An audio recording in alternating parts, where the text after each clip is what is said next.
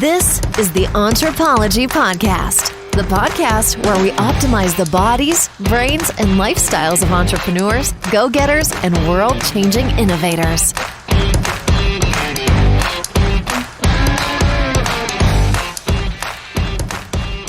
Since April 2020, the employment of women in Canada has dropped by 7%. Over that same period of time, the employment by men has dropped by 3%. In fact, as we sit here in July of 2020, we are seeing the lowest level of employment by women in over 3 decades in Canada. This is a podcast talking all about innovation, badassness, health, entrepreneurship. And I would be remiss if we didn't talk about the situation that we have going on in this world right now as it pertains to elevating the voices of women as entrepreneurs and as leaders. This podcast today is a total solo episode by me, and what we are going to explore is the opportunity to create a new future and some of the pressures that we have placed upon us right now. Welcome to the Entrepology Podcast. I'm your host, Dr. Megan Walker. As a naturopathic doctor and anthropologist, I optimize the health and performance of badass women working to change the world as entrepreneurs and go-getters. You know, people exactly like you. Your business, body, balance, and inner badass. These are the themes we are exploring. So let's get into this because I want to talk about it. I want to talk about it because I know we are talking about it behind closed doors. So since the beginning of the pandemic and since we have gone into a relative state of lockdown, at least where we are in Toronto, we've spent more time outside. As soon as it was warm enough for us to do that, we were out on the street. We were playing soccer. We were doing whatever. We were bundled up. And we live at the corner of 2 streets. And just the way we're situated and in the community where we are at, we get a fair bit of foot traffic past our front door. And in doing so, it afforded us this really incredible opportunity to chat with our neighbors and to see our friends who were also out on bike rides with their families and kids. And this interesting thing started to happen as we got deeper into the pandemic. Women would come together, men would come together, men would talk about their work, we would talk about our work, but more so what the conversation turned to was how the heck we were balancing it all. How were we managing to keep the house clean and the kids educated and our businesses and our work operating? And simultaneously, with all due respect, the men were talking about the influence of the pandemic on the market. They say that you are the product of the 5 people with whom you spend the most time. Imagine you could spend time with hundreds of fellow entrepreneurs and go-getters looking to up-level their business, body, and mindset. The Entrepology Collective does not belong to us. It belongs to you. Come hang out with us on Facebook and let us collectively inspire, support, and cheerlead you towards your vision for contribution, your commitment towards better health, and your journey of mindset mastery. We are in this together. We are entrepreneurs by birth, by choice, and by mission. We are the Entrepology Collective. Search for us on Facebook and come join your tribe. Now, I appreciate that just in painting this picture, what we are also seeing is the relative privilege in which I exist. Because the conversation that was not happening off to the side amongst the group of women that I was talking to was the increased level of abuse that they were facing at home, which is a reality for so many women globally. It's an important part of what we're talking about when we're talking about the pressures that families and institutions and our society has faced during this time. So I want to start first with that piece. I want to start first with the acknowledgement that when we have a system and we want to test whether a system is working well, all we really need to do is apply pressure upon it. This is what we do when we're looking at the body and we're trying to understand physiology. It's what we can do when we are a mechanical engineer and we're trying to understand how much pressure a system can withstand. We do the same thing when we're building bridges and architectural structures, and we see this in society as well. And the last 5 months has been this incredible opportunity to apply pressure to various elements of our society. We have moved through 2020 facing crisis after crisis. But I think part of these crises, part of these situations are simply the boiling over, the symptomatic manifestation of a problem that has been lingering below the surface. And these aren't my ideas. These are ideas that are talked about quite pervasively right now. But what I want to do is take the collection of these notions, the collection of these symptoms, and start to understand part of the root cause. As we stood there as women talking about the pressure and the work and what we were managing, the pieces that were placed upon us, the question was increasingly transitioning to how we were going to balance these elements moving forward, what we were going to do if school didn't go back in its current iteration in September. Every woman I spoke to had moved through the inner dialogue of whether or not right now was a time to take time off work, whether this was an opportunity to take a leave, whether this was a call to action to maybe step back, which again is an incredibly privileged opportunity. The reality is, for most families, the ability to step back from work is not necessarily something that they have access to. And we need to acknowledge that. We need to do something about that. When we look at the typical school day, which frankly is where a lot of my attention has ended up being focused, even prior to COVID, we were finished our school day at 3:30 in the afternoon. I don't know about you, but for many of my days, I wasn't even starting my own lunch until 3 p.m. 3:30, in fact, our bell rang at 3:10. 3:10 is the middle of the work day in my world. And yet we were being interrupted to go and grab our kids. I love my kids. I want them to have ample opportunity. But what it pointed out to me on a daily basis, and I work from home and had the incredible privilege of being able to pick up my kids often when I didn't forget them because I was in the midst of working, was that ending a school day at 3:00 was not only an archaic way of setting up our day, it significantly impaired the productivity of my day and countless others. And by others, what I typically mean are women. You see, we have a school system that right now is being challenged. We are forced to look at it from an innovative capacity so we can figure out how we can get people back to work. The reality is, as more and more people are realizing they can't handle all of their pieces of their life together, there is a significant gap between what is expected from a typical workday and output and the way we have structured our school system. And we need to acknowledge that it is a considerable privilege for one member of a family to be able to stay home to accommodate that school schedule. Now, I know that this idea of, well, let's just make kids stay in school longer isn't necessarily the best choice for kids.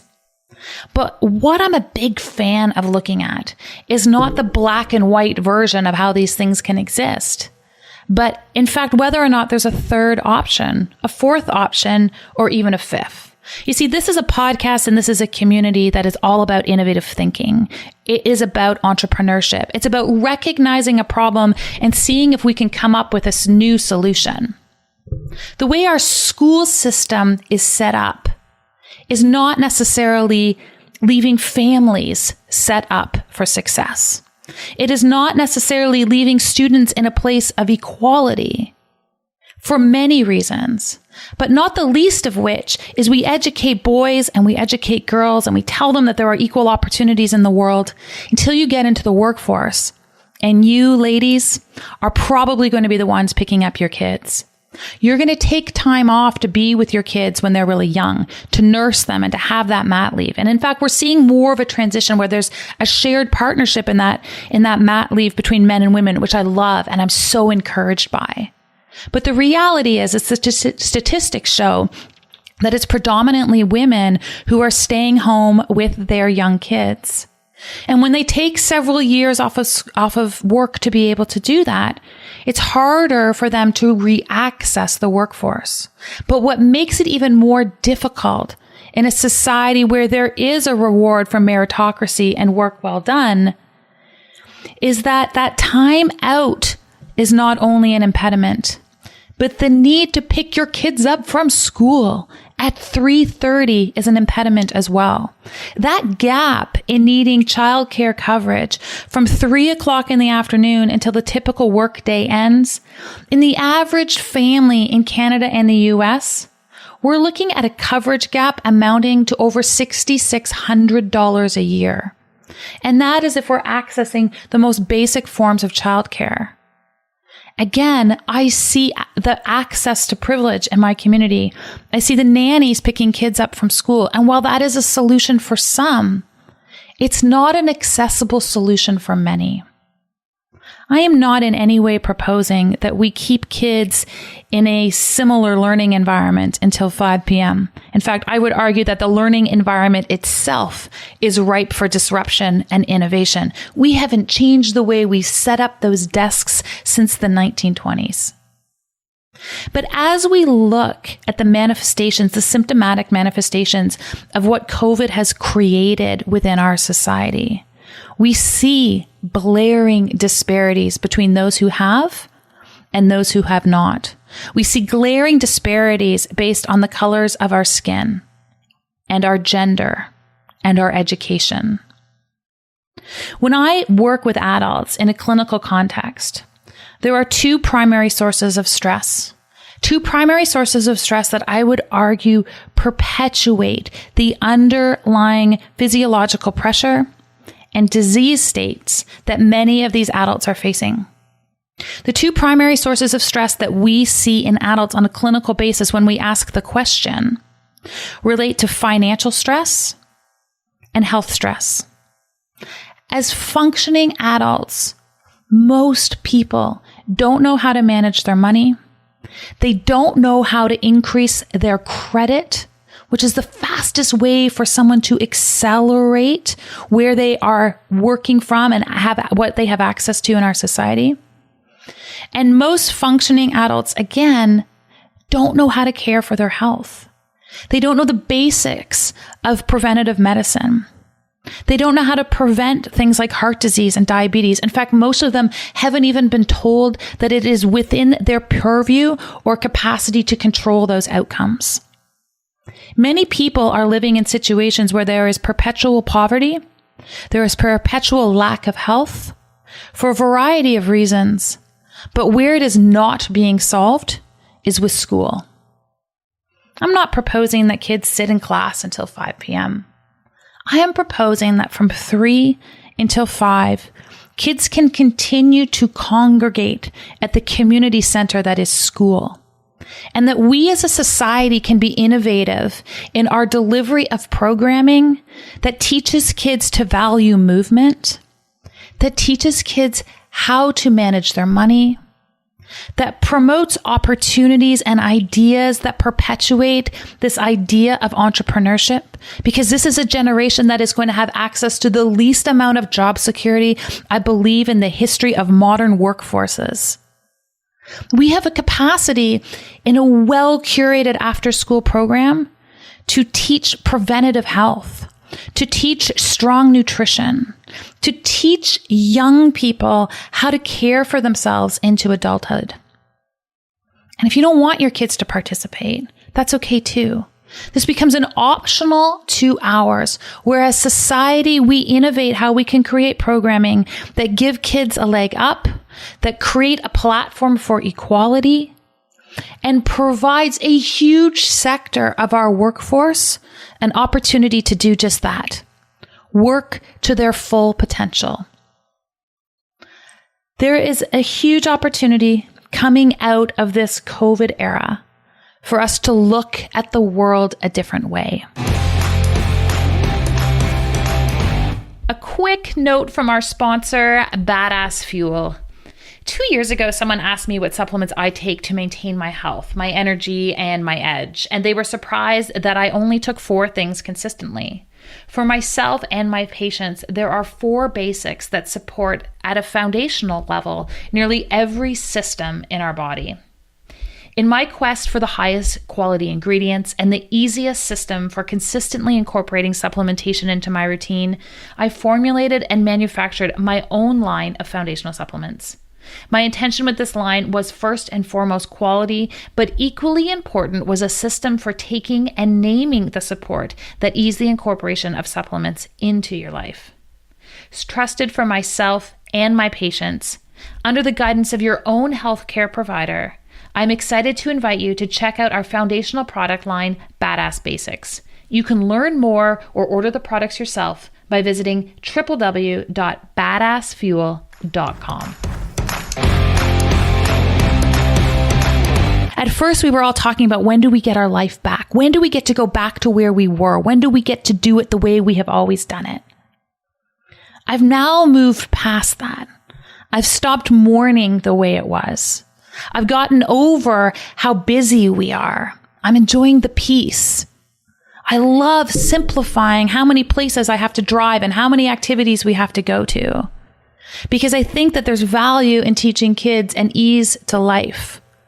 I don't want to teach my kids that success at 35 or 40 means that you are putting tens of thousands of kilometers on your car every year. I want to teach them what quality living is all about. I want to teach them that they can access opportunities through ideas, not by the lists of activities that they have on their resumes. I would like my life on the other side of COVID to be something entirely new, to be something that we innovate ourselves, to take the symptomatic elements that we are seeing in our society and that we've experienced in our own life and use them as guideposts for a new way forward. I do not have any or all of the solutions. In fact, my intention behind this conversation, more than anything else, is simply to start to drive a conversation with all of you. See, this is an audience of innovators. This is an audience of individuals who believe in something bigger, who have ideas and a capacity for thinking outside the box. I don't think we have to go back to the way it was. And the opportunity is to move forward in acknowledgement of the symptoms, in acknowledgement of some of the root causes of the problem, and to come up with innovative solutions moving forward. This conversation today centered around school because it's a proximate piece on so many people's minds as we move into August and we move closer to September. But here's what I would love from all of you. I would love to carry this conversation forward. I'd love to hear from those of you who I know have an interest in education. I don't want to hear all the problems as to why we can't change it. We can do anything. We have seen that. The level of innovation that we have seen within the entrepreneurs in our society over the last 4 months has been inspiring.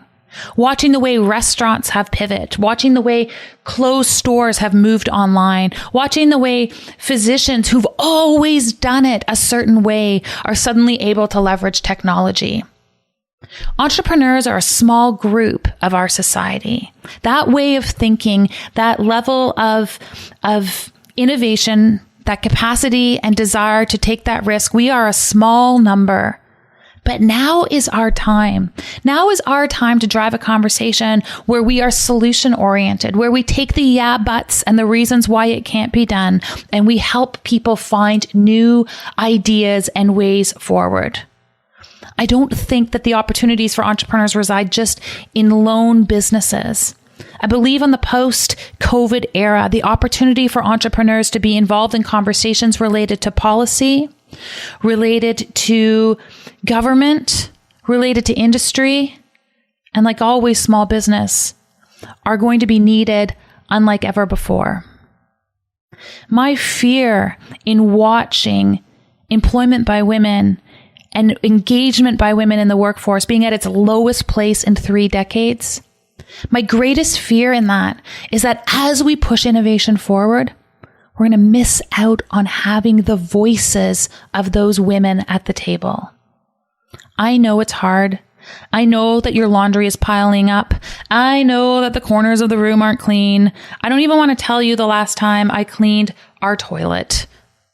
But here's the thing. Here's what I need from you guys. I need us to all come together and find solutions to those pieces. I need us to all rally and support one another because we need our voice at the table. We need entrepreneurial women. We need innovating women. We need women who are open to listening to everyone's voice and perspective. We need them to be part of this new conversation, to be part of this innovation, so that we can all build something more incredible tomorrow than we had yesterday. I would love to keep this conversation going. I know I've been talking at you for the last 20 minutes or so, but I really want to give you the opportunity to share your ideas with me. All of the ideas and the community of the Entrepology podcast, we go and we hang out over on our Facebook group. If you look up Entrepology, the Entrepology Collective on Facebook, you'll be able to find us. I'd love for you to join us, and I'd love to carry this conversation on with many of you over there. I deeply respect the work that everyone is putting into this world. I believe we are all doing our best right now. I'd love to hear from you. I'd love to have your voice be part of this conversation, and I can't wait to see what we all build together.